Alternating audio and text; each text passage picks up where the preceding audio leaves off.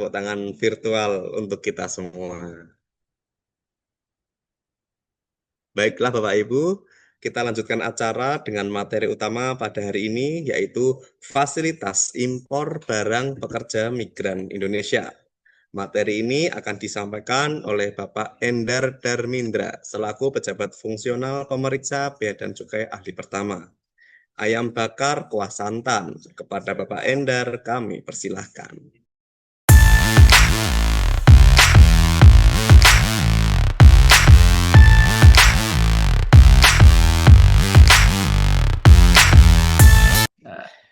Baik, terima kasih Mas Tino atas kesempatan yang telah diberikan. Mohon izin suara saya dapat terdengar dengan baik, Mas Tino. Jelas-jelas Pak Jelas, Endar, Mas. jelas. Ya, Jelas, siap. Mas. Baik. Makasih Bapak Ibu sekalian. Mohon dibantu teman-teman operator untuk bisa melakukan share screen. Ya, baik. Baik, izin saya akan mulai ya Bapak Ibu sekalian. Bismillahirrahmanirrahim. Assalamualaikum warahmatullahi wabarakatuh. Selamat siang waktu Indonesia. Salam sejahtera, salam sehat untuk kita semua. Yang terhormat Bapak Kurnia Saktiono, Kepala Bidang PFPC 1 yang telah berkenan tadi membuka acara ini. Yang saya hormati Bapak Ibu pekerja migran Indonesia, pahlawan devisa, kebanggaan Indonesia yang mungkin mengikuti acara pada hari ini di berbagai negara tempat Bapak Ibu bekerja, dan Bapak Ibu peserta sosialisasi yang tidak dapat saya ucapkan satu persatu, terima kasih telah hadir dan berkenan mengikuti acara ini sampai akhir nanti. Baik, merupakan suatu kebanggaan dan kebahagiaan bagi saya bisa tampil dan berbicara di sini, di acara yang luar biasa ini, lalu juga di waktu yang luar biasa, dan juga di hadapan orang-orang yang luar biasa. Siapa lagi kalau bukan Bapak Ibu pekerja migran Indonesia, sang pahlawan devisa yang telah berkontribusi dengan baik kepada negara kita yang kita cintai ini. Bapak Ibu sekalian, kata orang tak kenal maka tak sayang ya. Setidaknya masih lebih baik ketimbang baru kenal udah sayang-sayangan. Perkenalkan, nama saya Endar Darmindra. Saya adalah salah satu founder atau pendiri dari Bravo Bea Cukai 15225, sebuah kontak center di Direktorat Jenderal Bea dan Cukai. Saat ini saya tergabung di KPU Bea Cukai Soekarno-Hatta sebagai tenaga penyuluh. Sebagaimana diksinya, saya kerap kali mengisi informasi baik terkait mengenai kepabeanan dan cukai maupun di luar kepabeanan dan cukai. Bisa lanjut, teman-teman operator.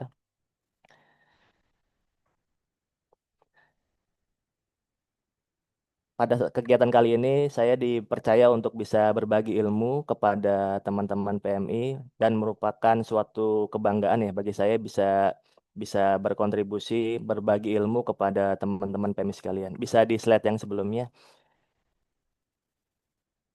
Terkait mengenai pemberian materi kepada teman-teman PMI bukanlah merupakan suatu kegiatan perdana saya karena saya kerap diminta juga mengisi materi OPP, orientasi pra pemberangkatan untuk calon pekerja migran.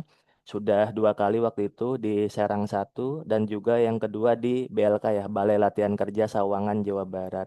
Secara webinar pun saya kerap mengisi acara terkait mengenai perpemian. Terakhir waktu itu bekerjasama dengan UT dan KBRI Jepang terkait mengenai fasilitas fiskal untuk pekerja migran Indonesia. Semangat berbagi saya pun tidak terhenti sampai di situ. Bisa next slide. Saya juga kerap berbagi melalui platform media sosial yang saya kelola, yaitu BCpedia, sebuah platform media sosial yang berisikan ensiklopedia mengenai ketentuan kepabeanan dan cukai yang saya sudah rangkum dengan sedemikian rupa agar dapat mudah dimengerti oleh Bapak Ibu sekalian. Begitupun pula dengan kesempatan kali ini dalam waktu kurang lebih beberapa menit ke depan, saya akan berbagi kepada Bapak Ibu sekalian dalam materi saya yang berjudul Fasilitas Fiskal Pekerja Migran Indonesia.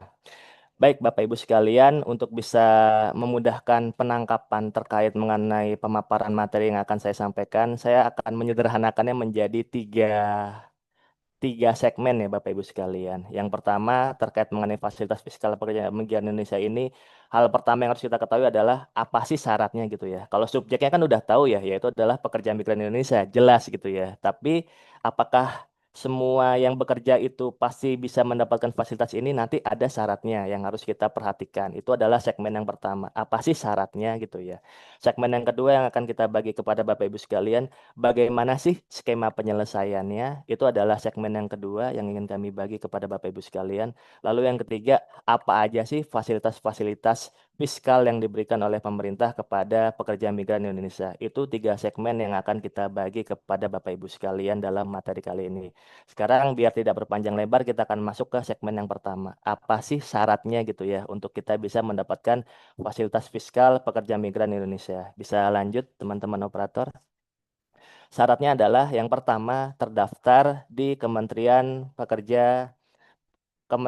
Perlindungan Pekerja Migran Indonesia atau nama sekarang adalah KP2MI ya. Dulunya adalah BP2MI. Ini dibuktikan dengan teman-teman nanti memiliki nomor ya, nomor IPMI ataupun data data paspornya terdaftar di database KP2MI itu. Itu adalah syarat yang pertama ya. Nanti masing-masing syarat ini nanti memiliki konsekuensi fiskalnya, khususnya untuk yang barang kiriman. Kalau untuk yang barang penumpang nanti perlakuannya sama. Sekarang kita masuk dulu ke segmen yang pertama ini ya, yaitu mengenai syaratnya. Syarat yang pertama tadi apa? Yaitu terdaftar di KP2MI ya, Bapak Ibu sekalian.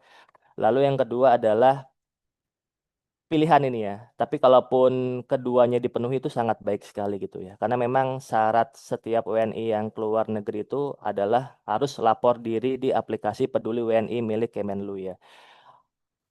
Karena apa, Bapak Ibu sekalian? Karena menurut Undang-Undang Nomor 23 Tahun 2006 tentang Administrasi Kependudukan, setiap orang yang berpindah ataupun bertempat tinggal ataupun yang melakukan kegiatan peristiwa penting di luar negeri itu wajib melaporkan kepada pemerintah setempat atau perwakilan Republik Indonesia di luar negeri. Itulah kenapa Bapak Ibu didorong untuk lapor diri di aplikasi Peduli WNI. Salah satunya benefitnya adalah Bapak Ibu nanti bisa dapat fasilitas fiskal untuk barang PMI ya, Bapak Ibu sekalian. Kalaupun Bapak Ibu bukan PMI pun juga ada fasilitas fiskal yang nanti Bapak Ibu bisa dapatkan. Karena nanti salah satu bahasan yang akan singgung dikit itu adalah barang pindahan. Barang pindahan itu kan salah satunya adalah kita mengurus surat keterangan pindah. Bagaimana sekarang mengurus surat keterangan pindah? Itu salah satunya adalah melalui aplikasi Peduli WNI, Bapak Ibu sekalian. Nanti di menu kepulangan, Bapak Ibu bisa mengajukan surat keterangan pindah. Namun, bagaimana kita bisa mengurus surat keterangan pindah kalau kita belum lapor diri di Peduli WNI milik Kemenlu. Jadi itu ya Bapak Ibu sekalian, segmen yang pertama kita udah selesaikan dengan cepat, yaitu syaratnya ada dua, yaitu terdaftar di KP2MI atau sudah lapor diri di Peduli WNI milik Kementerian Luar Negeri Republik Indonesia. Itu adalah segmen yang pertama. Sudah kita bahas dengan cukup baik gitu ya. Lalu yang kedua, bisa lanjut teman-teman operator. Sekarang kita akan masuk bagaimana sih Mas Endar skema penyelesaiannya. Skema penyelesaiannya sebagaimana PMK 141 tahun 2023 bisa diselesaikan dengan tiga skema. Bisa dengan cara dikirim melalui penyelenggara pos, nanti kita akan jelaskan apa itu penyelenggara pos, atau bisa Bapak Ibu bawa sebagai barang bawaan penumpang yang tiba ataupun yang tidak tiba bersamaan dengan penumpang. Selama dia masih masuk ke dalam jangka waktu yang telah ditetapkan di dalam peraturannya, yaitu 30 hari sebelum kedatangan penumpangnya, ataupun barangnya tiba 15 hari setelah kedatangan penumpangnya. Itu ada di PMK mana? Yaitu ada di PMK nomor 34 tahun 2025 ya, tentang perubahan atas PMK 203 tahun 2017.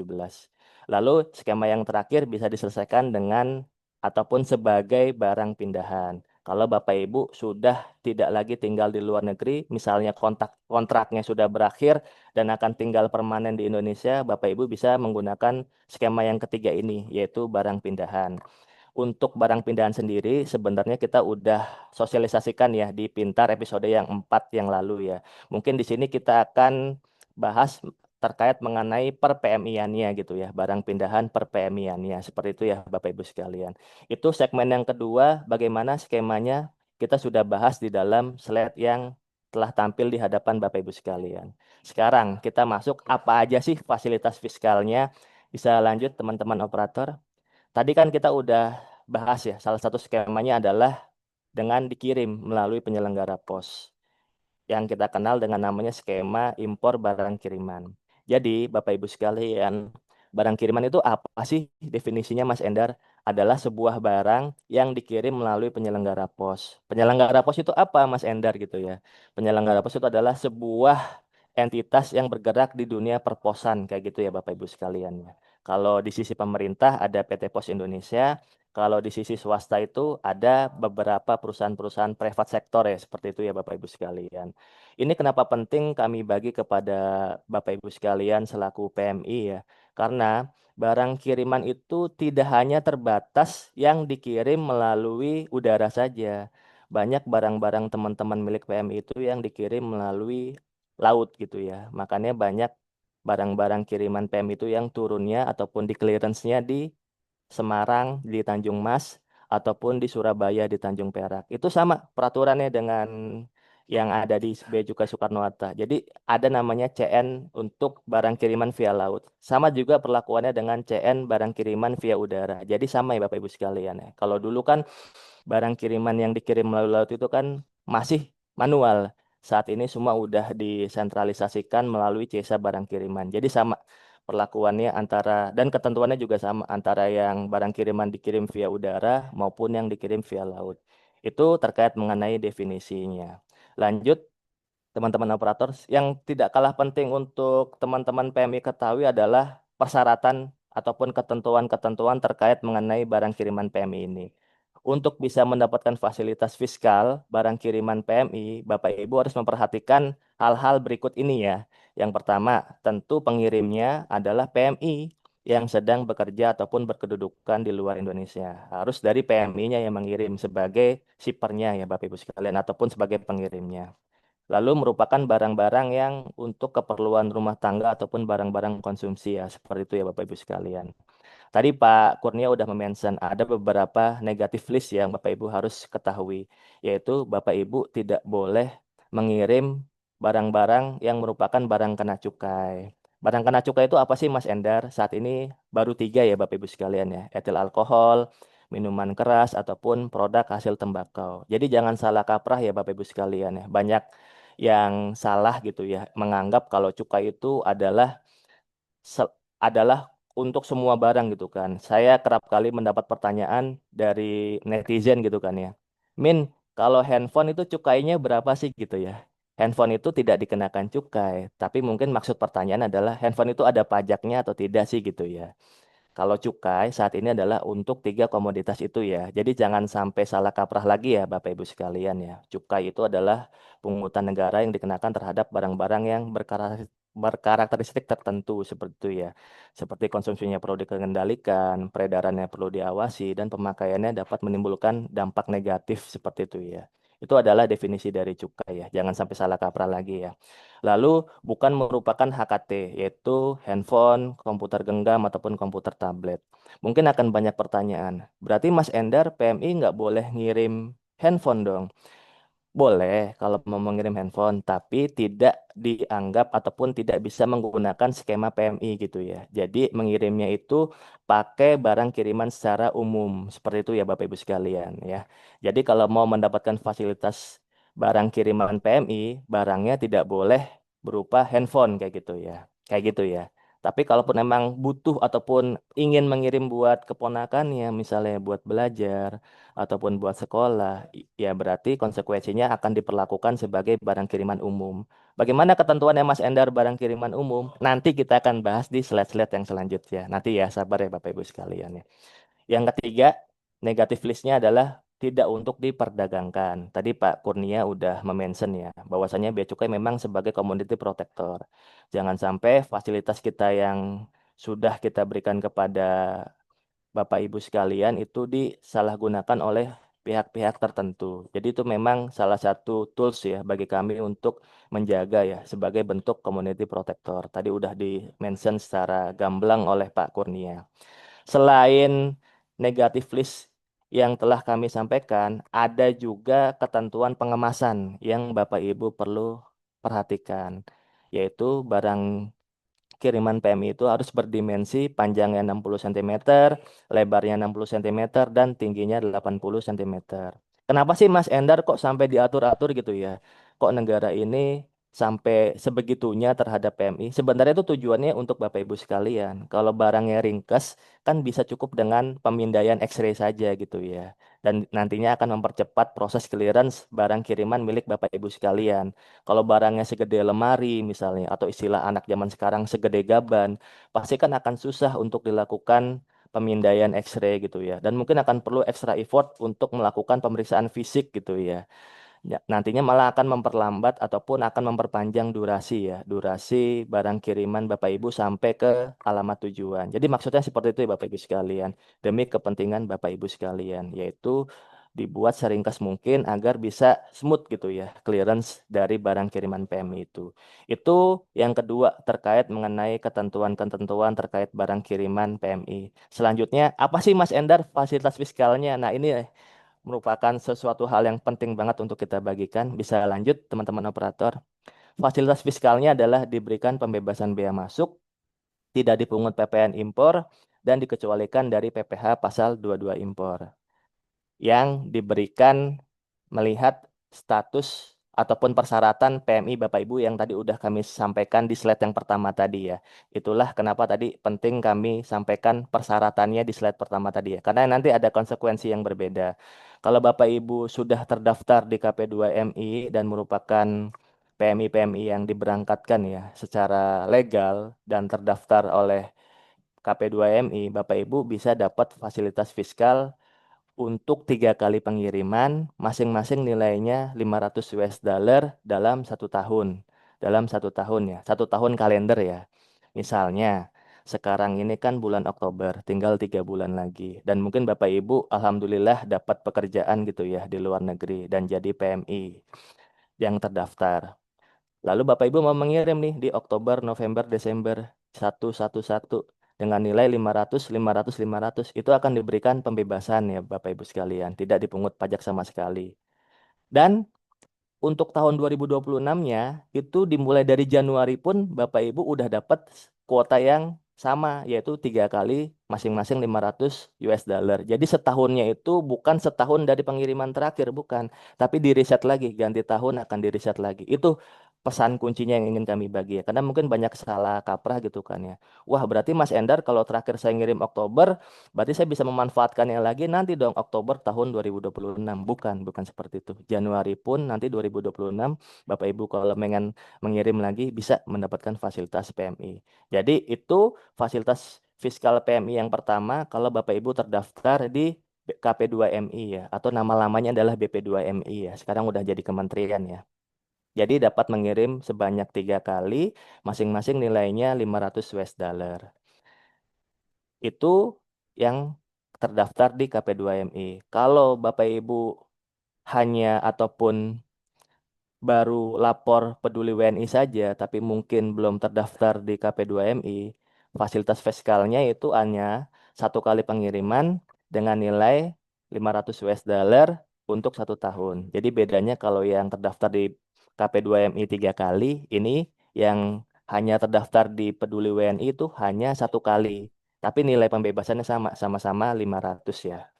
Bagaimana Mas Endar kalau seandainya melebihi nilai? Misalnya di Oktober, nanti ada ilustrasinya ya di slide selanjutnya. Tapi kita kasih preview dikit ya. Kalau misalnya di Oktober ini Bapak Ibu ngirim 600 US dollar gitu ya. Atas 100-nya, atas kelebihannya. Kan fasilitas pembebasannya hanya 500 ya Bapak Ibu sekalian. Atas kelebihannya yaitu 100 US dollarnya itu nanti akan dipungut pajak. Yaitu bea masuk 7,5%, PPN impor 12%, atau mungkin sekarang setara, istilah lainnya adalah setara dengan 11% dan ada PPh-nya. Dan ada PPh-nya. Karena itu masih dikunci ya di PMK 141 tahun 2023. Jadi masih ada PPh-nya untuk yang kelebihan di atas 500 US dollar itu.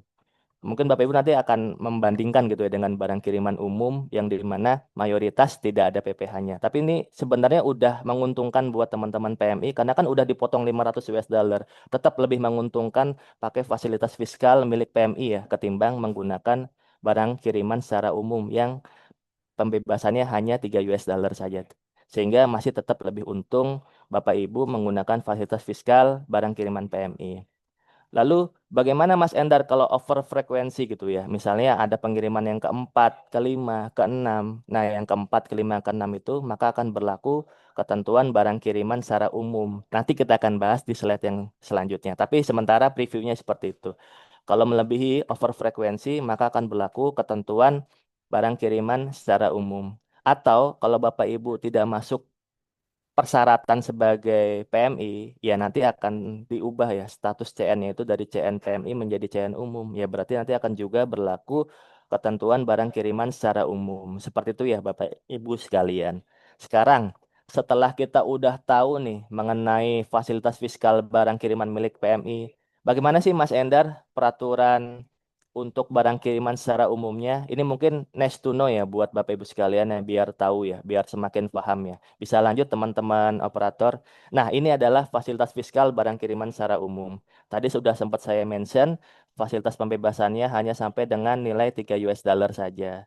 Dan itu pun yang dibebaskan bea masuk. Tetap dikenakan PPN yang setara dengan 11% ya. Kalau di slide Bapak Ibu terlihat 11% itu maksudnya adalah setara ya. Karena secara aturan undang-undang, diksinya yang tepat itu adalah 12% PPN kita saat ini di Undang-Undang HPP ya, Undang-Undang Nomor 7 ya. Tapi karena ada penyesuaian di dasar pengenaan pajaknya yang semula tarif PPN dikali nilai impor, sekarang tarif PPN dikali nilai lain. Nilai lainnya itu berapa? 11/12 dikali nilai impor. Jadi ujung-ujungnya 12 dikali 11/12 itu kan sama aja dengan 11%. Jadi jangan sampai bingung ya, kok ada yang nulis 11, kok ada yang nulis 12, itu maksudnya sama. Secara tertulis yang benar adalah 12%. Tapi secara nilai realnya itu PPN-nya setara dengan 11%.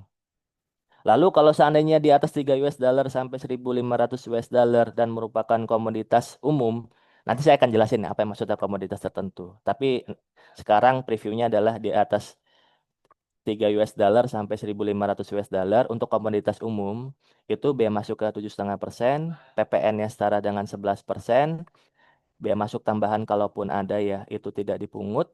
Kalaupun ada aturannya ya untuk skema impor umum ya. Tapi kalau untuk barang kiriman itu bea masuk tambahan udah tidak dikenakan lagi. Bea masuk tambahan itu apa sih Mas Endar? Kayak bea masuk anti dumping, safeguard, pembalasan, imbalan seperti itu ya Bapak Ibu sekalian. Dan PPh-nya dikecualikan. Itu untuk yang di atas 3 US dollar sampai 1.500 untuk komoditas umum. Gimana yang komoditas tertentu? Dan apa aja Mas Endar komoditas tertentu itu? Komoditas tertentu ini ada di paling kanan dari slide Bapak Ibu sekalian, yaitu produk-produk berupa tas, koper, produk tekstil, produk garment, alas kaki, sepatu, sepeda, kosmetik, besi baja, dan juga jam tangan. Itu bea masuknya tidak flat lagi 7,5%, tapi udah dikunci. Kalau untuk yang tas, koper, tekstil, garment, alas kaki, sepatu, sepeda itu 25%. Tapi kayak kosmetik, besi baja, jam tangan itu 15%.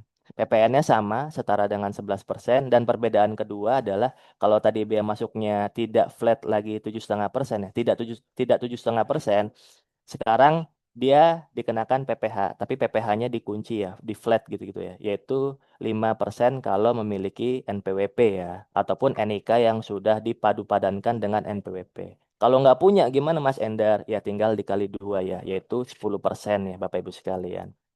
Lalu untuk yang di atas 1.500 US dollar itu maka berlaku tarif MFN, Most Favored Nation untuk bea masuknya. MFN itu apa sih Mas Endar? Tarif yang berlaku umum kepada semua negara seperti itu ya, tidak dibeda-bedakan. Karena kalau tarif yang berlaku khusus namanya adalah preferensial tarif seperti itu ya. Kalau MFN itu adalah tarif yang berlaku umum. Bea masuk tambahannya tidak dipungut, sama PPN-nya setara dengan 11% dan PPh-nya sesuai dengan ketentuan perpajakan. Kalau dia masuk ke lampiran A, maka tarif PPh-nya 10%. Lampiran A PMK berapa Mas Endar? PMK 42 tahun 2022 ya. Itu dulunya ataupun perubahan atas PMK 110 tahun 2018 ya Bapak Ibu sekalian. Kalau dia masuk ke lampiran B maka 7,5%. Kalau tidak memiliki NPWP sama tinggal dikali dua, yaitu yang tadinya 10 jadi 20, yang tadinya 7,5 ya berarti menjadi 15 seperti itu ya. Itu Bapak Ibu sekalian. Dan kalau seandainya dia adalah orang pribadi, maka skemanya pakai PIBK. Kalau dia badan usaha, maka pakainya adalah PIB. Seperti itu. Lanjut, ini udah terkait mengenai ketentuan fiskal barang kiriman secara umum. Sekarang kita harus mengetahui bagaimana sih prosedurnya gitu ya, alur barang kiriman secara umum. Bisa lanjut teman-teman operator. Sebelum itu kita masuk dulu ke ilustrasi ya. Tadi sempat udah saya mention sebelumnya kalau over frekuensi yaitu Bapak Ibu ada pengiriman keempat, kelima, keenam, maka yang keempat, kelima, keenam itu berlaku ketentuan secara umum ya, seperti itu. Namun kalau seandainya melebihi pembebasan kayak case yang kedua yang ada di slide Bapak Ibu sekalian, itu misalnya pengiriman keduanya 700, maka atas selisihnya yang 200 itu akan dikenakan bea masuk, PPN dan PPh seperti itu ya. Sebagaimana yang tadi udah kami jelaskan. Ini hanya menguatkan pemaparan yang sudah saya sampaikan di slide yang sebelumnya. Setelah kita udah tahu ilustrasinya, sekarang kita masuk ke alurnya. Nah, ini yang tadi sempat kedahuluan gitu ya saya mengucapkan. Bisa lanjut teman-teman operator. Alurnya secara garis besar seperti ini. Barang dikirim oleh agen ataupun pihak ya. Pengirim dari luar negeri, lalu diterima oleh PJT ataupun penyelenggara pos ya.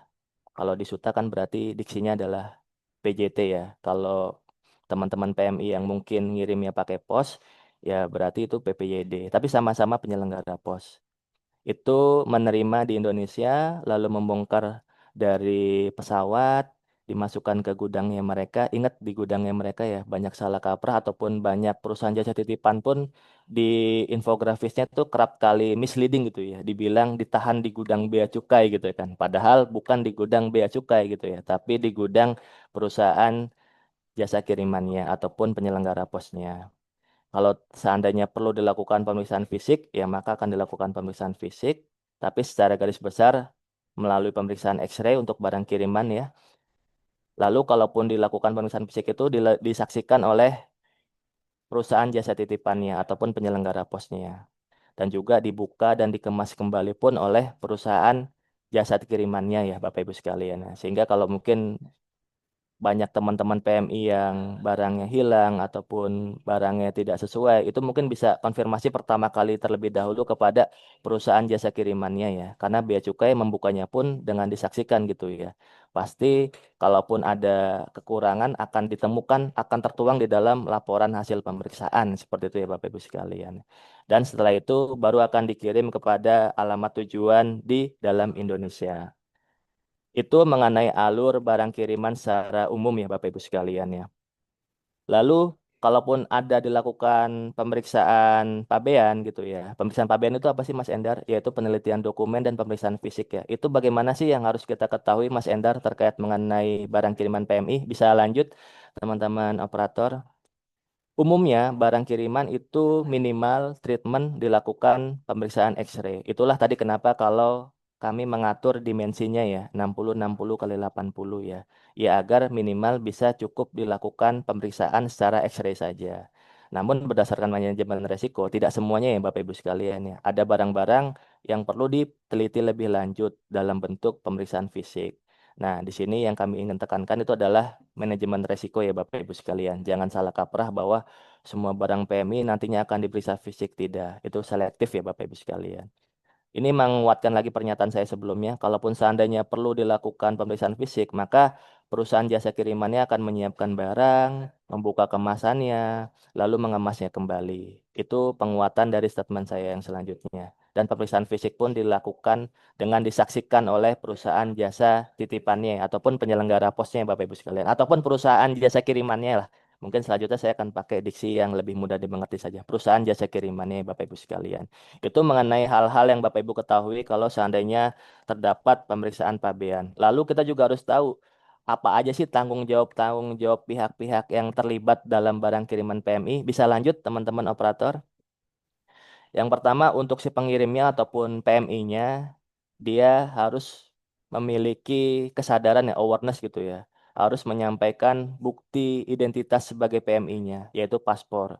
agar nanti kenapa perusahaan jasa kiriman di Indonesia itu bisa mengclearance-nya, bisa memberitahukan kepada bea cukainya sebagai barang kiriman PMI, CN PMI ya. CN itu apa sih Mas Endar? Consignment note, bukti pengiriman ataupun bukti kerjasama pengiriman antara pihak pengirim dengan agen ataupun perusahaan jasa kiriman. Itu namanya adalah consignment note gitu ya. Atau sederhananya adalah resi lah, resi paket barang kiriman ya Bapak Ibu sekalian. Itu adalah definisi dari CN. Jadi Bapak Ibu PMI yang di luar negeri kalau mau mengirim barang pastikan melampirkan paspornya ya.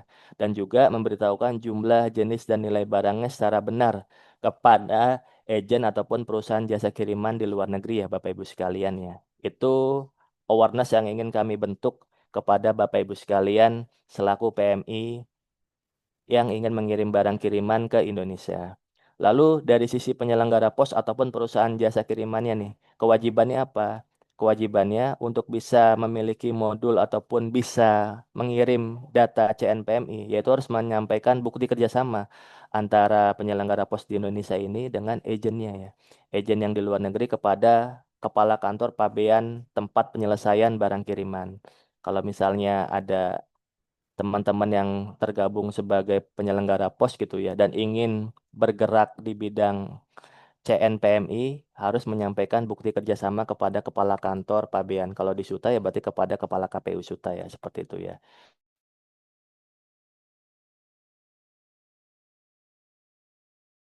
Pabean dan barang kiriman PMI karena menurut undang-undang memang tanggung jawab pembayaran penerimaan negara itu ada di importirnya. Namun, kalau seandainya importirnya tidak dapat ditemukan, maka tanggung jawab itu akan beralih kepada si kuasanya, yaitu adalah si penyelenggara pos atau PPJK dalam hal ini ya. PPJK itu apa? Itu adalah broker ya Bapak Ibu ya, broker ataupun pihak ketiga yang membantu penyelesaian pengurusan barang kiriman PMI ya Bapak Ibu sekalian.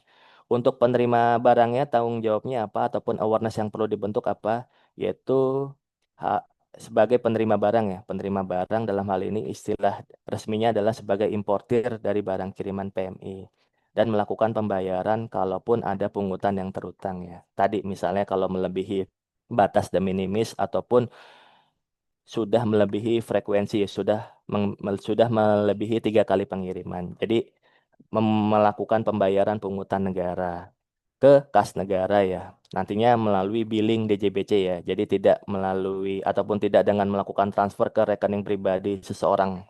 Jadi seperti itu ya Bapak Ibu ya, awareness ataupun tanggung jawab yang perlu diketahui terkait mengenai barang kiriman PMI. Lalu Bapak Ibu sekalian, kalau saya ingin tahu Mas Endar mengenai progres barang kiriman PMI saya itu bagaimana? Bisa lanjut teman-teman operator. Ada website tracking yang disediakan oleh Bea dan Cukai untuk mengetahui progres barang kiriman milik Bapak Ibu sekalian, yaitu di beacukai.go.id barang kiriman. Jadi Bapak Ibu bisa tahu ya bahwa barangnya apakah benar ditahan oleh bea cukai ataupun tidak. Karena banyak diksi-diksi yang beredar di luar sana gampangnya menyatakan barang ditahan oleh bea cukai. Padahal mungkin belum sampai ataupun bahkan mungkin belum diberitahukan kepada bea dan cukai. Jadi untuk mengetahui progresnya, Bapak Ibu bisa lihat di situs tracking ini ya Bapak Ibu sekalian.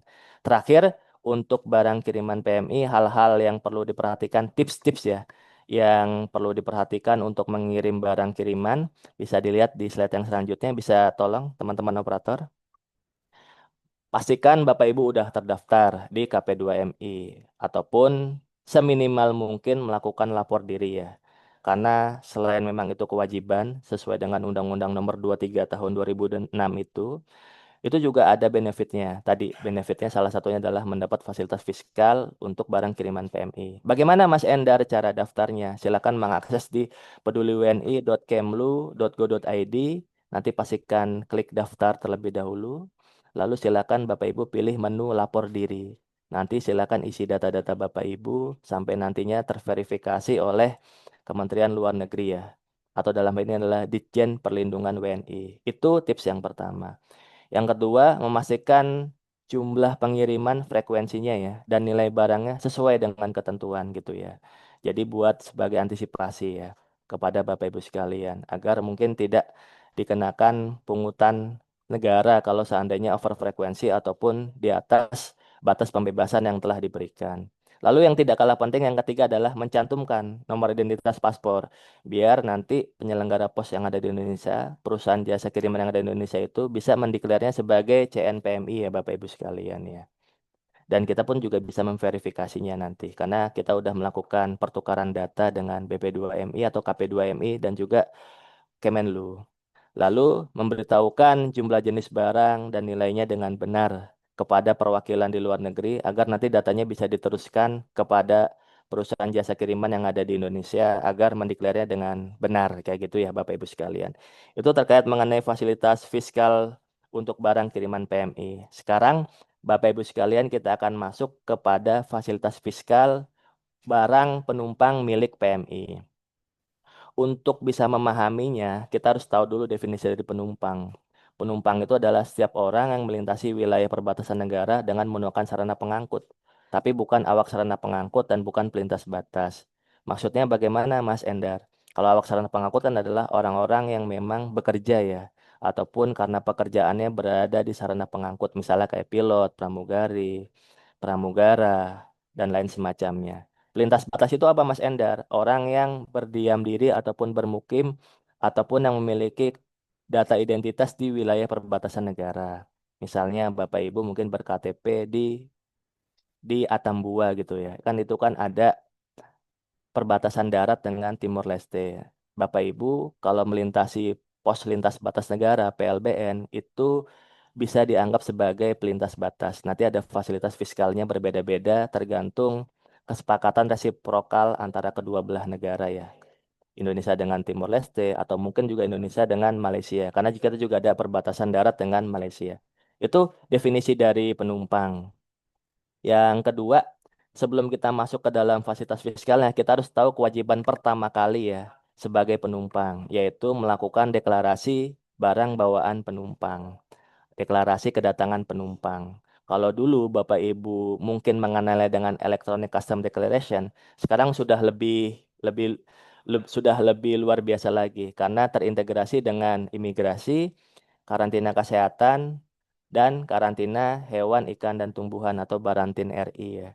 Namanya sekarang adalah All Indonesia. Itu sudah berlaku secara mandatori penuh di 1 Oktober 2025 ini. Jadi nanti Bapak Ibu pulang ke Indonesia mengisinya adalah All Indonesia ya. Isinya di mana Mas Endar? Di allindonesia.imigrasi.go.id ataupun juga melalui aplikasi ya, baik di App Store maupun di Play Store. Dan diisinya pun bisa 3 hari sebelum kedatangan. Nanti outputnya sama, dapat sebuah QR Code yang dimana nanti QR Code tersebut ditunjukkan kepada petugas ya. Baik di petugas imigrasi, nanti juga di petugas bea dan cukai. Itu kewajiban yang Bapak Ibu wajib ketahui. Yang pertama yaitu deklarasi kedatangan penumpang. Terkait deklarasi kedatangan penumpang, yang kami ingin tekankan di sini adalah pastikan Bapak Ibu mengisi dengan benar. Bisa lanjut. Nah, dengan benar itu seperti apa Mas Endar? Dengan jujur dan dengan lengkap ya. Karena nanti akan memudahkan Bapak Ibu untuk melakukan penyelesaian barang penumpangnya. Itu poin yang tidak kalah pentingnya yang ingin kami bagikan kepada Bapak Ibu. Isikan dengan benar All Indonesia itu ya. Lalu yang tidak kalah pentingnya juga, yaitu jangan sampai kita salah mengisi. Saat ini banyak baru di launching 1 Oktober, ternyata 12 hari kemudian itu sudah timbul situs-situs tandingannya Bapak Ibu. Yang dimana meminta sejumlah uang kepada penumpang yang akan tiba ke Indonesia itu untuk membuat sebuah QR code tadi itu. Jadi Bapak Ibu kami pastikan pengisian All Indonesia itu gratis ya. Jangan sampai Bapak Ibu menjadi korban. Korban penipuan yang meminta jasa pengisian All Indonesia. Padahal pengisian All Indonesia itu udah cukup ringkas dan cukup mudah ya. Pasti Bapak Ibu tidak terlalu banyak kesulitan untuk mengisikannya. Apalagi bea cukai pun dan juga beberapa stakeholder terkait itu mengirimkan petugas untuk melakukan asistensi dan juga membantu proses edukasi ya pengisian All Indonesia. Itu pasti sudah sangat dimudahkan sekali ya. Bapak Ibu sekalian. Sehingga jangan sampai kita menggunakan jasa pihak lain untuk sekadar mengisikan All Indonesia ya Bapak Ibu sekalian.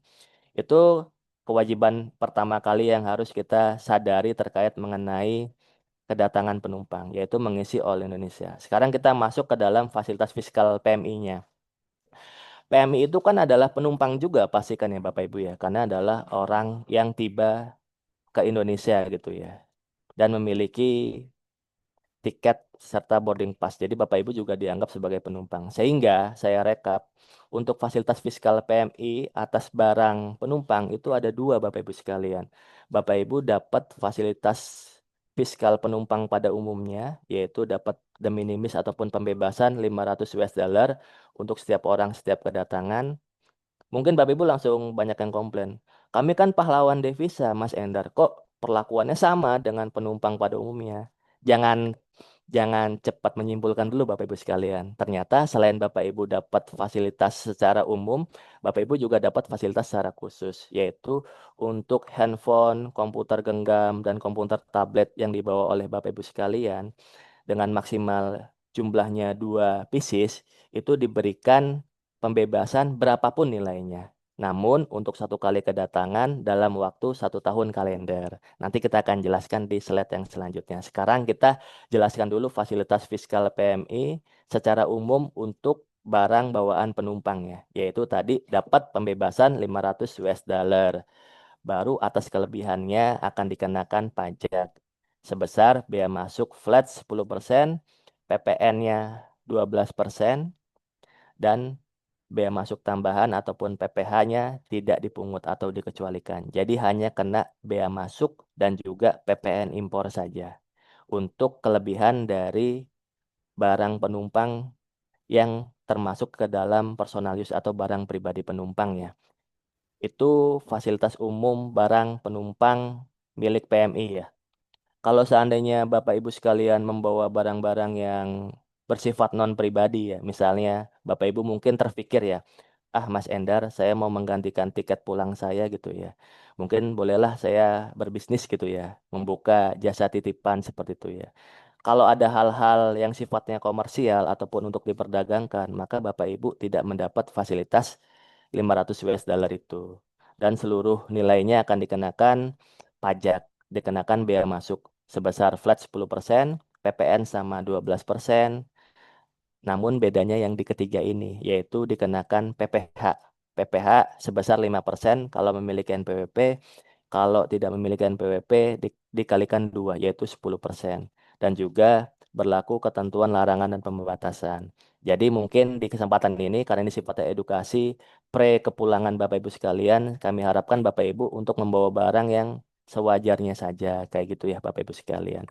Sekarang kita masuk ke dalam fasilitas khusus untuk penumpang yang merupakan pekerja migran Indonesia. Apa itu Mas Endar fasilitas khususnya? Bisa lanjut teman-teman operator, yaitu tadi diberikan pembebasan bea masuk, tidak dipungut PPN dan dikecualikan PPh pasal 22 impor atas objek berupa handphone, komputer genggam atau komputer tablet milik PMI, yaitu dengan syarat yaitu untuk satu kali kedatangan dalam waktu 1 tahun ya, satu kali kedatangan dalam waktu 1 tahun.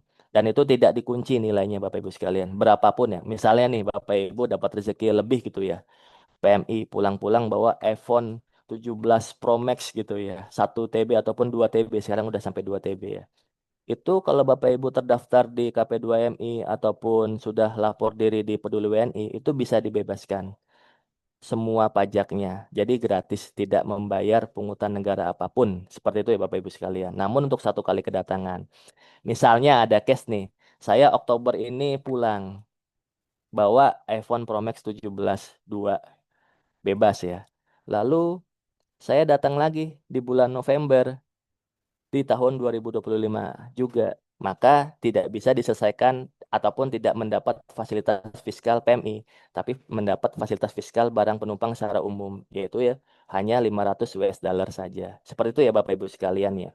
Jadi untuk satu kali kedatangan dalam 1 tahun. Atau misalnya gini juga nih, Bapak Ibu di Oktober ini pulang bawa iPhone Pro Max 17 satu buah gitu ya.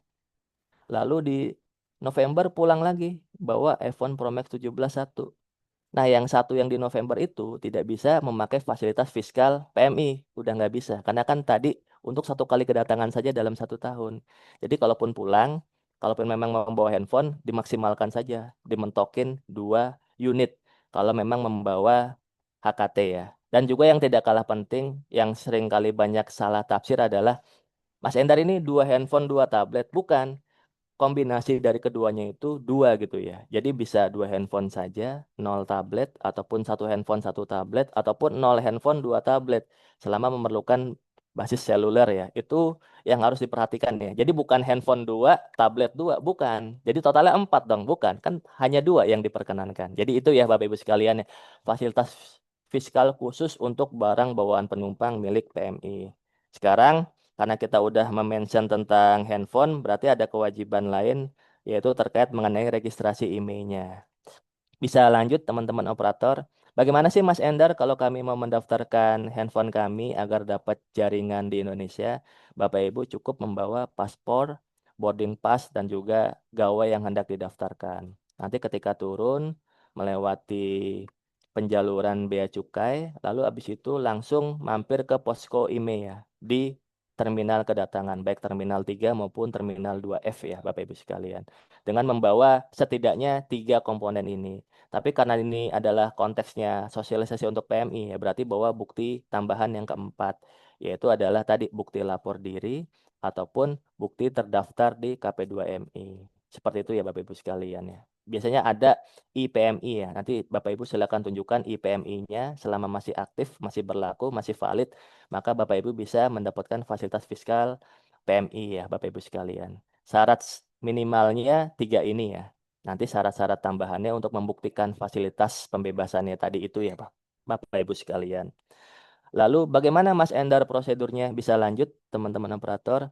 Nanti setelah Bapak Ibu mengisi All Indonesia, Bapak Ibu di menu isian membawa HKT jangan lupa pilih yes ya. Nanti setelah dapat QR code, bisa lanjut ke step yang selanjutnya, yaitu step kedua. Lanjut teman-teman operator. Setelah Bapak Ibu mengisi All Indonesia dengan mencentang yes pada saat pembawaan HKT, Bapak Ibu lanjut ke posko pendaftaran IMEI. Bisa lanjut teman-teman operator? Datang ke posko pendaftaran IMEI tadi, bawa gawainya, nggak usah ngisi apa-apa lagi selain All Indonesia tadi ya. Bawa paspornya, bawa boarding passnya. Sebenarnya tidak mutlak boarding pass ya. Kalau di dalam bahasa peraturan adalah tiket yang bukti yang menunjukkan riwayat perjalanan. Jadi tiket pun cukup seperti itu ya Bapak Ibu sekalian. Apalagi kan Bapak Ibu masih berada di dalam bandara, pasti kan udah bisa dianggap terdata sebagai penumpang ya Bapak Ibu sekalian. Nanti teman-teman petugas akan menginput, meneliti dan memproses pendaftaran IMEI-nya. Outputnya apa, Mas Endar? Outputnya ada dua, QR code hijau dan QR code merah. Bisa lanjut. QR code hijau itu kalau nilai gawainya ataupun perangkat Bapak Ibu di bawah 500 US dollar. Jadi langsung dapat hijau. Seperti itu ya Bapak Ibu sekalian. Jadi diberikan pembebasan bea masuk dan pajak dalam rangka impor. Lalu kalau seandainya Bapak Ibu dapat QR code merah, jangan panik dulu. Itu bukan berarti mutlak akan pasti dikenakan pajak. Bukan. Tapi bisa aja yang menyebabkan Bapak Ibu kena ataupun dapat QR code merah itu handphonenya belum terdaftar ya, belum ada database, belum ada belum ada produknya di Indonesia seperti itu. Mungkin kan ada ya Bapak Ibu sekalian ya, handphone-handphone yang tidak dipasarkan di Indonesia, mungkin hanya dipasarkan di pasar India ataupun di pasar global saja kayak gitu ya, tapi tidak masuk ke Indonesia. Nah, itu biasanya handphone-handphone yang tidak terdaftar di Indonesia itu akan dapat QR code merah. Nanti akan dicek lebih lanjutnya oleh teman-teman. Nanti Bapak Ibu tinggal berlanjut ke posko penetapan pajak, nanti akan dilihat ini nilainya berapa. Kalau masih di bawah 500 akan diberikan pembebasan.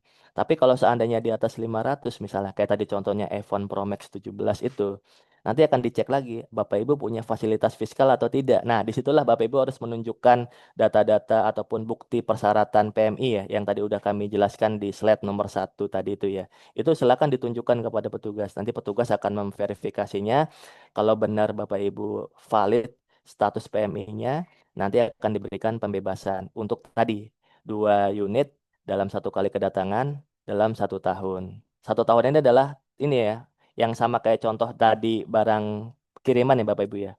Kalau Oktober ini Bapak Ibu udah pulang 2025, nanti di November Januari pun Bapak Ibu udah bisa memakai fasilitas 2 unit untuk satu kali kedatangan dalam 1 tahun ini. Jadi tidak dilihat dari kepulangan terakhir ya Bapak Ibu sekalian ya. 2025 bukan berarti harus Oktober 2026, tidak, di Januari pun bisa. Tapi kalau Bapak Ibu mungkin ditunggu penerbangan transit gitu ya, tidak lanjut ke posko sebelahnya pun tidak masalah. Bapak Ibu nanti bawa QR code merahnya ke kantor pelayanan bea dan cukai terdekat gitu ya, dalam jangka waktu 5 hari, biar bisa mendapatkan fasilitas pembebasan umumnya dulu yaitu 500 US dollar ya. Seperti itu ya Bapak Ibu sekalian. Itu terkait mengenai prosedur pendaftaran IMEI secara garis besar. Sekarang kita masuk ke slide yang selanjutnya yang tidak kalah penting adalah Bapak Ibu kalau mau daftar IMEI pastikan mampir ke posko IMEI ya. Jangan keluar bandara terlebih dahulu karena kalau sudah keluar apalagi sudah berganti hari, Bapak Ibu baru ingat di hari berikutnya seperti itu ya. Wah, ternyata saya lupa. Saya bawa iPhone Pro Max 17 gitu ya. Tapi saya tidak daftar di bandara. Itu fasilitas fiskal Bapak Ibu hilang. Sayang gitu ya. Bapak Ibu udah punya fasilitas fiskal tapi tidak dipakai seperti itu ya. Jadi hangus. Jadi pastikan untuk pekerja migran Indonesia yang mau pulang itu mampir dulu kalau hendak mendaftarkan emailnya ya. Karena kalau udah keluar fasilitas fiskalnya akan hilang ya Bapak Ibu sekalian. Sayang sekali gitu ya. Karena PMI itu kan punya 3 fasilitas. Bisa sebagai PMI-nya ataupun bisa dapat fasilitas penumpang secara umumnya yang 500 US dollar itu ataupun kalau seandainya udah kontraknya habis bisa juga sebagai barang pindahannya gitu ya. Punya banyak fasilitas loh. Sayang gitu ya kalau sampai mendaftarkan tap- lupa mendaftarkan semua fasilitas itu akan hilang gitu ya. Udah banyak fasilitasnya tapi hilang gitu ya.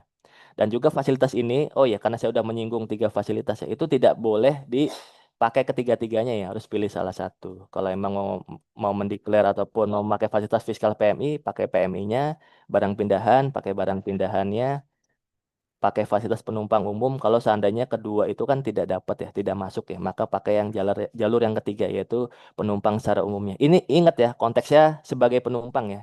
Konteksnya sebagai penumpang, PMI yang sebagai penumpang itu setidaknya punya 3 fasilitas yang Bapak Ibu bisa pakai. Seperti itu ya Bapak Ibu sekalian. Itu terkait mengenai fasilitas fiskal PMI untuk barang penumpang. Dan sebelum kita lanjut ke barang pindahan, ini sebagai reminder ya, jangan sampai kita menjadi korban penipuan juga. Kalau tadi penipuan pengisian jasa All Indonesia, ini sekarang ada juga penipuan yang mengaku-ngaku bisa melakukan unblock email gitu ya. Nanti diiming-imingi Bapak Ibu bisa terdaftar, handphonenya dapat jaringan Indonesia, dan diminta sejumlah bayaran, tapi tahu-tahu ya sinyalnya tidak dapat juga seperti itu. Ataupun kalaupun dapat, ya paling hanya bersifat sementara. Sementara kalau yang didaftarkan resmi di Bea Cukai itu sifatnya permanen. Jadi sampai handphone itu rusak, itu masih bisa dipakai di Indonesia gitu ya. Ke- Jadi permanen ya, Pak. Bapak Ibu sekalian. Sekarang kita lanjut ke skema yang terakhir. Ini skema yang terakhir yaitu barang pindahan. Mungkin yang saya mau garis bawahi karena di sini topiknya ataupun audiensnya PMI, barang pindahan yang akan kita bahas ini adalah barang pindahan dari sudut pandang PMI ya. Karena sebenarnya PMI pun barang barang pindahan PMI ini ketentuannya sama dengan barang pindahan secara umum ya. Tapi mungkin biar tidak melebar kita ingatkan bahwa di sini adalah topiknya untuk barang pindahan milik PMI ya. Kalau barang pindahan secara umum kita udah bahas di episode yang 4 lalu ya. Bisa lanjut. Apa sih definisi dari barang pindahan? Barang-barang keperluan rumah tangga milik seseorang yang semula berdomisili di luar negeri kemudian dibawa pindah ke Indonesia. Apa sih barang keperluan rumah tangga itu? Yaitu adalah barang yang digunakan secara pribadi oleh orang yang pindah atau anggota keluarganya. Dan ada beberapa negatif list ya. Tapi sebelum kita masuk negatif list, kita harus tahu dulu apa sih subjeknya yang bisa mengklaim ataupun menggunakan fasilitas barang pindahan. Bisa lanjut, teman-teman operator. Subjek yang bisa memanfaatkan fasilitas barang pindahan itu bisa warga negara Indonesia dan juga bisa warga negara asing. Yang saya garis bawahi ataupun yang saya tebalkan hurufnya ini adalah WNI yang bekerja di luar negeri. Yaitu apa? Yaitu teman-teman PMI gitu kan ya. Karena kita memang topiknya PMI. Dan pembahasan ini sebenarnya bisa dipakai untuk barang pindahan secara umum juga. Itu subjeknya yang bisa memanfaatkan fasilitas barang pindahan, yaitu WNI salah satunya ya. WNI yang bekerja di luar negeri. Yang tidak lain tidak bukan, istilah lainnya adalah pekerja migran di Indonesia. Lanjut, fasilitas fiskalnya apa Mas Endar? Biaya masuknya bebas, karena di sini subjeknya adalah PMI, pasti teman-teman PMI tidak dikenakan PPN, karena nanti ada beberapa barang pindahan yang terkena PPN ya. Tapi karena topik kita adalah PMI, teman-teman PMI tidak perlu khawatir, PPN-nya termasuk yang dibebaskan ya, seperti itu ya Bapak Ibu sekalian. PPh-nya juga tidak dipungut ataupun dikecualikan. Jadi secara garis besar tidak ada pungutan pajak apapun kalau memenuhi fasilitas barang pindahan sesuai dengan PMK 25 tahun 2025 ini ya Bapak Ibu sekalian. Itu fasilitas fiskalnya. Sekarang kita masuk ke negatif list-nya, yaitu fasilitas ini tidak dapat diberikan untuk barang-barang yang termasuk di dalam list ini, yaitu kendaraan bermotor. Itu tidak bisa mendapatkan fasilitas fiskal barang pindahan. Alat transportasi air dan udara, misalnya mungkin membeli helikopter, misalnya seperti itu ya. Ataupun suku cadang dan bagian-bagian dari alat transportasi air dan udara itu. Lalu yang selanjutnya adalah barang kena cukai, yang tadi udah sempat kita mention, yaitu adalah etil alkohol, minuman keras, maupun produk hasil tembakau. Dan yang terakhir adalah barang impor yang secara jumlah tidak wajar sebagai barang pindahan. Ya misalnya pindahan sih pindahan gitu kan, tapi isi barangnya misalnya adalah tas LV gitu kan ya, 100 pieces asli gitu kan. Nah itu kan juga kita patut mempertanyakan gitu ya. Ya mungkin memang ada juga sih Sultan gitu ya. Mungkin di luar punya 100 tas LV ataupun lebih gitu ya. Tapi tetap kita harus sampaikan bahwasannya barang pindahan ini untuk jumlahnya harus wajar sebagai barang pindahan ya Bapak Ibu sekalian ya. Lalu bagaimana Mas Endar syarat administratifnya? Yaitu Bapak Ibu sekalian harus memiliki dokumen pembuktian. Kalau Bapak Ibu sebagai PMI yang bekerja di luar negeri, selain mengurus surat keterangan pindah ya dari KBRI ataupun KJRI, juga harus dilampiri oleh kontrak kerja ataupun dokumen bukti lain yang menunjukkan bahwa Bapak Ibu bekerja di luar negeri ya Bapak Ibu sekalian. Surat keterangan pindah itu bisa diproses secara online Bapak Ibu sekalian. Itulah kenapa di awal kami mengempasis ya, mendorong Bapak Ibu untuk lapor diri di Peduli WNI. Karena di aplikasi Peduli WNI itu, nanti Bapak Ibu yang mau pulang ke Indonesia itu bisa memilih menu kepulangan. Nanti bisa mengurus surat keterangan pindahnya secara online. Jadi tidak perlu harus datang secara manual kepada KBRI ataupun KJRI-nya. Cukup mengajukan permohonan melalui aplikasi Peduli WNI. Nanti kalau udah dapat persetujuan, Bapak Ibu nanti akan dikasihkan link untuk masuk ke portal barang pindahan yang mungkin nanti akan kita bahas di slide yang selanjutnya. Itu Bapak Ibu sekalian, kenapa pentingnya kami menekankan Bapak Ibu untuk lapor diri di Peduli WNI karena ada manfaatnya. Selain tadi dapat fasilitas fiskal barang kiriman PMI juga sebagai tools untuk bisa memproses surat keterangan pindah yang nantinya dipakai untuk mendapat fasilitas fiskal barang pindahan. Itu manfaatnya dari lapor diri Peduli WNI ya. Di samping juga untuk melindungi Bapak Ibu sekalian. Kalau ada apa-apa kan sudah terdata ya sama KBRI, KJRI setempat untuk melindungi WNI-WNI kita yang ada di luar negeri. Itu dokumen pembuktiannya Bapak Ibu sekalian. Untuk selanjutnya next, penyelesaiannya bisa dengan barang penumpang ataupun barang kiriman itu sama secara garis besar ya. Sebagaimana yang tadi udah kita jelaskan di slide-slide yang sebelumnya ataupun bisa diselesaikan melalui kargo peti kemas gitu ya. Yang paling penting di sini adalah barangnya tiba itu harus memenuhi ketentuan waktu ya. Dan dibuktikan dengan apa? Dibuktikan dengan tanggal kedatangan pada dokumen dokumen kedatangan orang ya, yaitu adalah custom declaration istilah lamanya, kalau sekarang berarti adalah All Indonesia. Kalau untuk barangnya dibuktikan dengan tanggal manifest BC satu-satunya ya. Kalau importirnya tadi tanggal All Indonesia ataupun tanggal pemberian stem ya. Kalau yang masih dicap ya ataupun tanggal melalui autogate-nya kalau memang sudah autogate di sisi imigrasinya.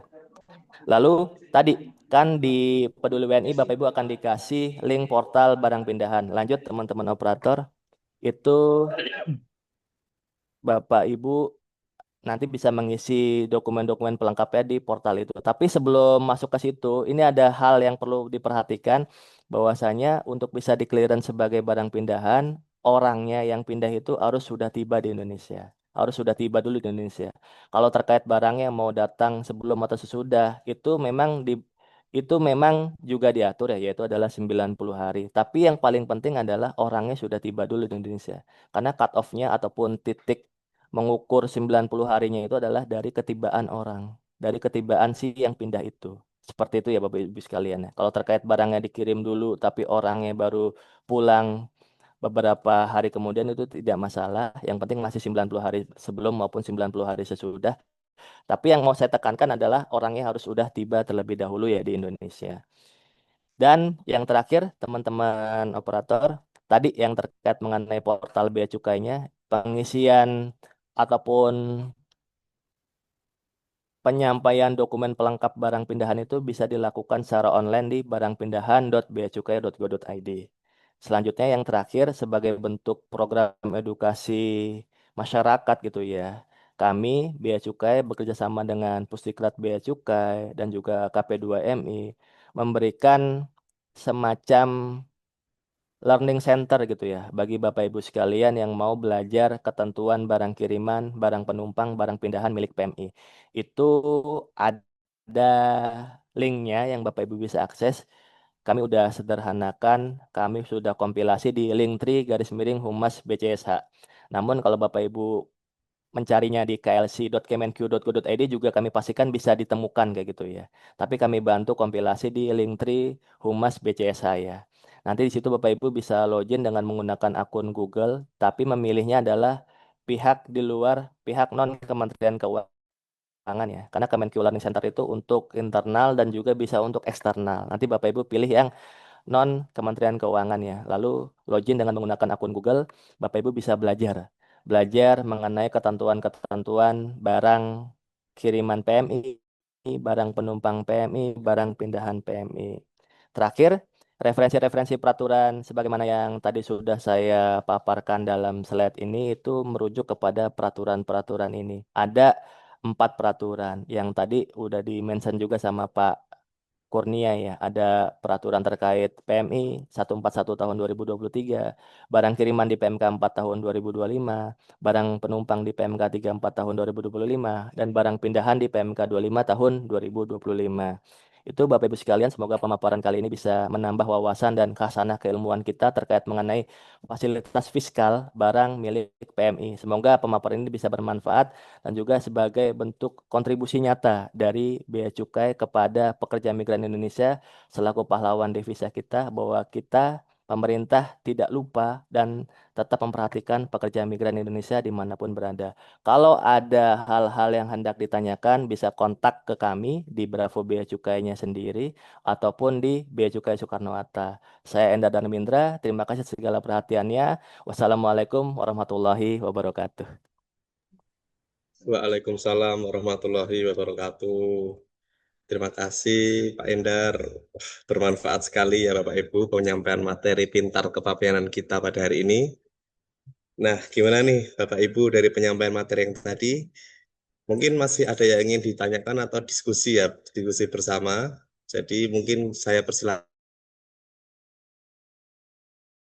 raise hand langsung jika ingin bertanya atau bisa menuliskan pada kolom percakapan. Kami dahulukan kepada Bapak Ibu yang raise hand terlebih dahulu. Silakan Bapak Ibu.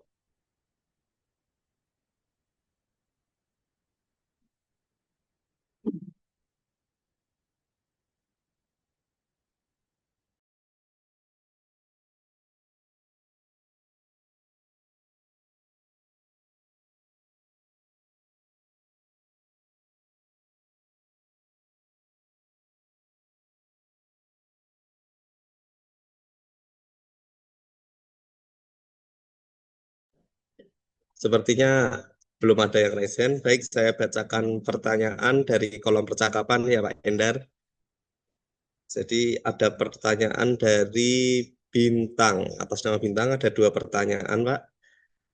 Terkait jadi tidak diperlukan SID lagi dan kalau belum ada di website BP2MI dan Kemenlu, adakah solusi lain? Mungkin langsung dijawab aja kali ya Pak Endar. Siap. Baik.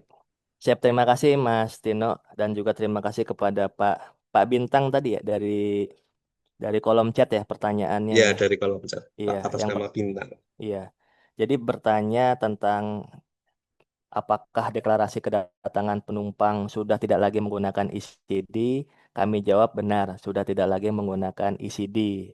Dan ini sudah berlaku secara penuh di 1 Oktober 2025 itu. 2025 ini. Sekarang sudah digantikan namanya adalah All Indonesia. Sebuah deklarasi yang terintegrasi antara Bea Cukai, Imigrasi, Karantina Kesehatan, dan juga Barantin ya. Kalau dulu mungkin Bapak Ibu kalau yang pulang, kalau masih ingat ya, di Bea Cukai ngisi ECD, lalu mungkin di karantina kesehatan kita harus ngisi satu sehat atau EHAK gitu ya. Sekarang semua udah terintegrasi menjadi satu, yaitu di All Indonesia. Jadi terjawab ya pertanyaan yang pertama, bahwasanya kita tidak lagi menggunakan Electronic Custom Declaration untuk deklarasi kedatangan penumpang.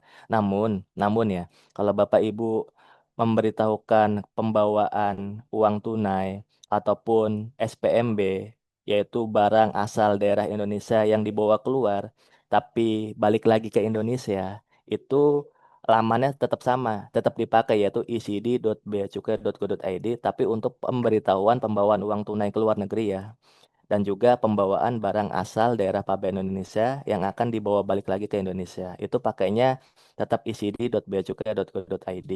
Tapi kalau untuk yang kedatangan penumpang secara umum, itu sekarang udah menggunakan All Indonesia. Itu pertanyaan yang pertama ya. Lalu yang kedua, kalau belum terdaftar di website BP2MI dan Kemenlu, adakah solusi lain gitu ya? Terkait mengenai pertanyaan tersebut, memang syarat mutlak untuk bisa mendapatkan fasilitas fiskal PMK 141 ini adalah terdaftar di KP2MI ya, atau nama-lamanya BP2MI, ataupun lapor diri di Peduli WNI milik Kemenlu. Kalau ini topiknya belum detail ya, apakah terkait mengenai barang penumpangnya ataukah barang kirimannya. Kalau pertanyaannya adakah solusi lain, berarti Bapak Ibu kami sarankan untuk mengisi di Peduli WNI saja Bapak Ibu sekalian. Jadi sebelum pulang, sebelum cuti, sebelum vacation ke Indonesia, isi terlebih dahulu Peduli WNI-nya. Kalau Bapak Ibu memang ingin mendapatkan fasilitas fiskal ya untuk barang milik PMI. Dan Peduli WNI itu kan bisa diisi saat nanti Bapak Ibu sudah tiba di luar negeri kok. Jadi tidak sebelum di Indonesia, tapi saat tiba di luar negeri pun masih bisa. Karena kan di situ kan akan meminta data alamat Bapak Ibu di sana gitu ya. Meminta di sana apakah ada event-event tertentu, misalnya nikah dengan warga negara asing gitu kan, itu kan tetap harus dilaporkan di Peduli WNI. Itu Bapak Ibu nanti sebelum mengirim barang ataupun sebelum pulang kami sarankan untuk mengisi ataupun lapor diri terlebih dahulu ya di Peduli WNI ya. Mungkin itu Pak Bintang ya, solusi yang bisa kami sampaikan kepada Bapak ya terkait mengenai kondisi Bapak tidak terdaftar di BP2MI ataupun KP2MI ataupun di Peduli WNI. Yang paling bisa dikejar dalam waktu dekat adalah lapor diri di Peduli WNI ya. Karena saya dapat informasi kalau untuk pengurusan KP2MI itu memang mayoritas pada saat sebelum keberangkatan. Namun ada beberapa titik mungkin untuk lebih tepatnya nanti bisa konfirmasi ya kepada teman-teman KP2MI ya. Apakah bisa kita daftar ataupun terdaftar di KP2MI pada saat kita sudah terlanjur ataupun sudah bekerja gitu ya di luar negeri ya. Itu Bapak Ibu sekalian yang mungkin bisa menjawab pertanyaan dari Pak Bintang. Yang pertama, benar sudah tidak dipakai lagi ECD, pakainya adalah All Indonesia. Lalu solusi terkait mengenai kondisi Bapak Ibu belum daftar di KP2MI ataupun Peduli WNI, yang paling mungkin dilakukan adalah lapor diri di Peduli WNI karena prosesnya saya lihat di panduannya itu tidak terlalu rumit ya. Bapak Ibu bisa kok mengurusnya pada saat Bapak Ibu masih di luar negeri ya Bapak Ibu sekalian. Semoga bisa menjawab ya Mas Tino ya. Siap, terima kasih Pak Endar. Mungkin menambahkan, Mas Dino, Mas Siap, Hendar. silakan Pak Kurnia. Jadi keberadaan ACD di barang ini di kedatangan terhadap impor itu memang kan sekarang sudah dengan all Indonesia ya, Bapak Ibu sekalian. Tapi saya mengingatkan bahwa kewajiban penumpang itu untuk mendeklar apa bahwa barang yang akan dibawa gitu. Manfaatnya apa kalau Anda mendeklar? Anda tidak akan kena sanksi gitu. Anda tidak anggap penyelundup dan prosedurnya akan dilayani dengan cepat gitu. Jadi sebenarnya All Indonesia yang sekarang ini adalah sebenarnya gabungan dari ACD yang punya bea cukai, dari Peduli Kesehatan gitu kan. Itu segabungan. Fieldnya data yang disampaikan sama dengan ACD yang dulu gitu. Cuma bentuknya aja sekarang digabungkan menjadi All Indonesia. Nah, saya mengingatkan untuk kalau membawa ini sebaiknya dilaporkan dan dideklar gitu. Sehingga nanti Anda tidak dianggap menyembunyikan. Karena kalau dia tidak mendeklar nanti bisa ada pasal, wah sengaja disembunyikan. Ya, sengaja begitu ditanya, karena kalau dulu, zaman dulu, pasti kita tanya, ada anything to declare, ada yang perlu disampaikan di declare ke Bea Cukai, karena undang-undang itu mewajibkan Anda untuk mendeklar supaya tidak ada dianggap menyelundup ya menyembunyikan. Itu yang pertama. Yang kedua, apa sih solusinya kalau nggak terdaftar gitu?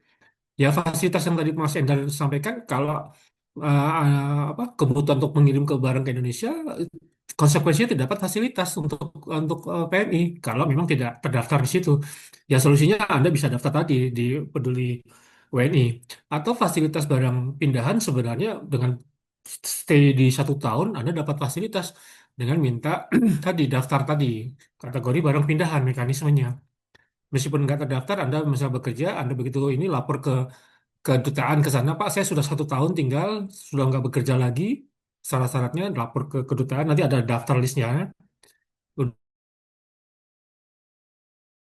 gitu. Meskipun tidak Nah, terdaftar sebenarnya.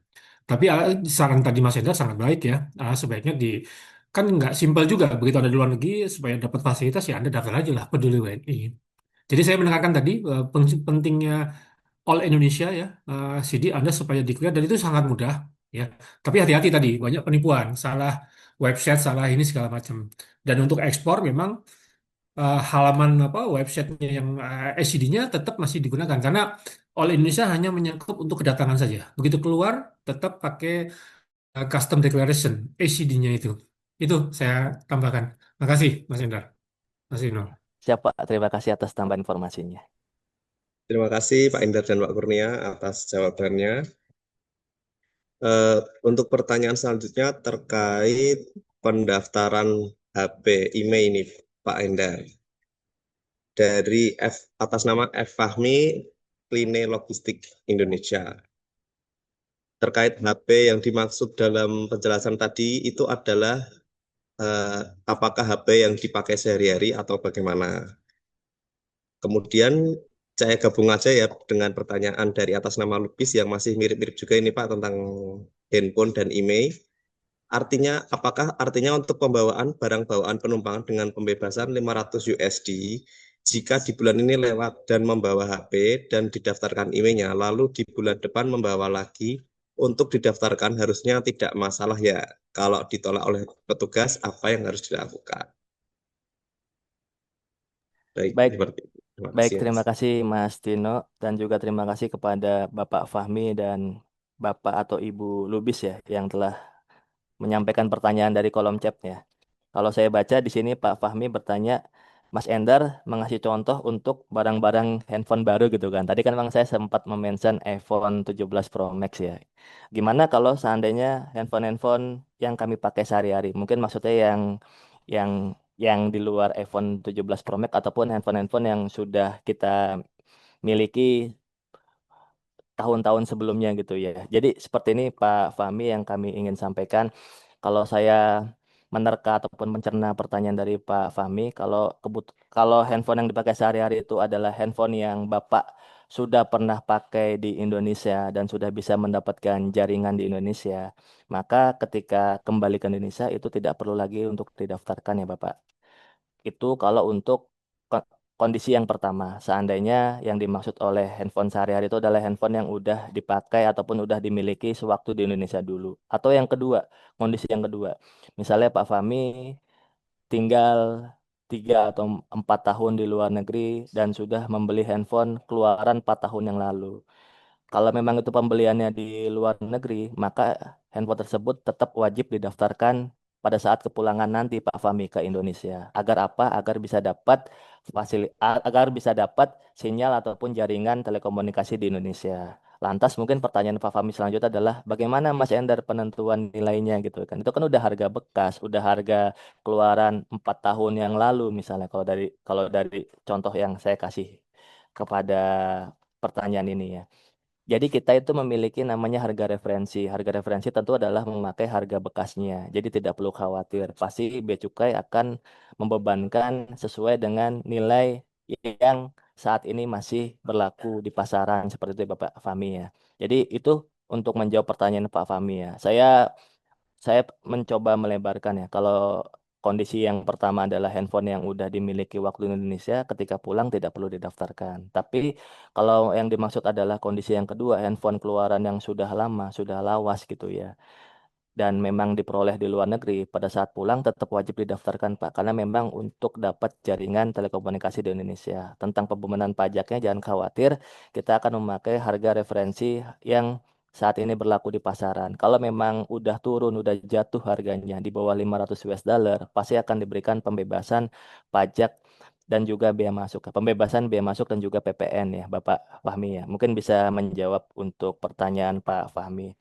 Lanjut untuk Bapak atau Ibu Lubis. Ini dilanjut atau gimana Mas Tino? Dilanjut aja berarti ya. Dilanjut langsung saja, Iya. Mas. Kalau saya coba baca diksinya, bunyi pertanyaan dari Bapak atau Ibu Lubis ini adalah artinya untuk pembawaan barang bawaan penumpang dengan pembebasan 500 USD jika di bulan ini lewat, maksudnya lewat, mungkin saya anggap tidak daftar kali ya, dan membawa HP dan didaftarkan emailnya, lewat didaftarkan emailnya ya. Mungkin ada dua kondisi ya.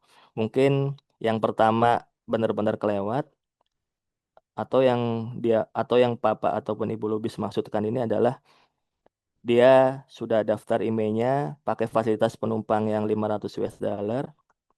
Coba baca dulu ya. Saya coba baca dulu pertanyaan secara umumnya. Jika di bulan ini lewat dan membawa HP dan didaftarkan emailnya, lalu di bulan depan membawa lagi untuk didaftarkan, harusnya tidak masalah ya. Kalau ditolak oleh petugas, apa yang harus dilakukan? Berarti mungkin penekanan pertanyaan adalah kalau seandainya dalam waktu yang cukup singkat beliau pulang lagi dan membawa handphone ternyata ditolak, itu bagaimana sikap ataupun pandangan bea cukai terkait kondisi itu? Mungkin yang saya tangkap pertanyaannya di di kalimat terakhirnya ya.